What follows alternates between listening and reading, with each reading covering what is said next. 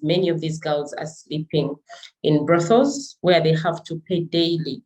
They either have to pay like 10,000 shillings, that would be about $3 per night. And so even before they think about food, even before they think about makeup and the jewelry that they need to put on, all the perfumes to appease their clients, they have to worry about where they are going to take the clients, or even to have to spend a night. And so somebody literally has to make sure that they are going with about 3 or 4 men to just raise $3 for accommodation.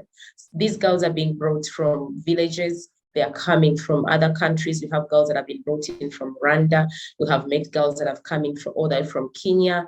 And so they don't know, they don't have any relative in Uganda. They don't have any one that they can connect to. So they are stuck in the city.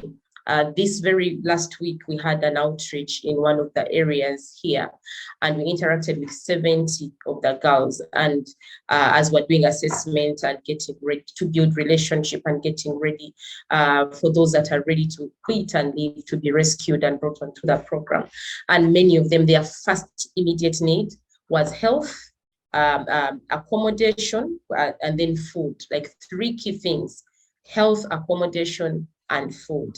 Those are the things that bother them. So that is why we realized that we need to have another place to bring in these girls. We are going to be able to rescue lives that are at the, the thread of dying.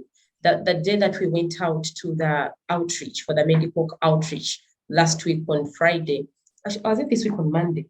Yeah, this week on Monday, we met a part of the group that was going for burial, and one of the girls had died, and they say she died on the job, she died on duty. It is suspected that that whoever took her was not willing to pay the money, and so they had a fight, and in turn she lost her life. And they're like, it's not enough for us to say this is wrong. It's not enough for us to say that something needs to be done. We have an opportunity for us to do something to save these girls' lives. Every one of us, despite our brokenness, has purpose. And I believe that this is an opportunity for us to help these girls realize their purpose. Like we call them jewels of honor. Their honor has been stolen away, yet these are jewels being stolen away by men that should have been supporting them, that should have been helping them. This abuse is being done by men. Fathers Arise is bringing together young men and fathers and talking through real issues of how men need, like, there's no excuse for abuse. There's no excuse for somebody failing to control their temper, to, failing to stand up for the right thing. But then many times we fall short. So how do you then have an accountability system that helps you to be the man that God has called you to be?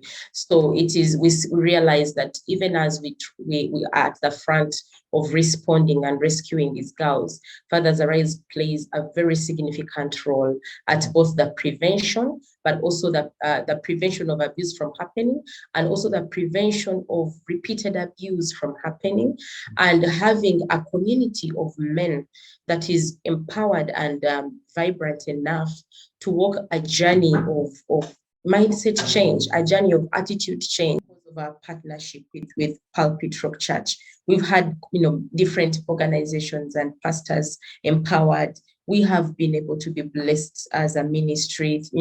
Isaac and I have been blessed as individuals. We have been blessed as ministries. The lives that are being impacted because of your generosity and your prayer and your faithfulness, and just to know that you even choose to partner with us through the Christmas giving is such an honor. And we just want to say thank you. Thank you so much for your labor of love.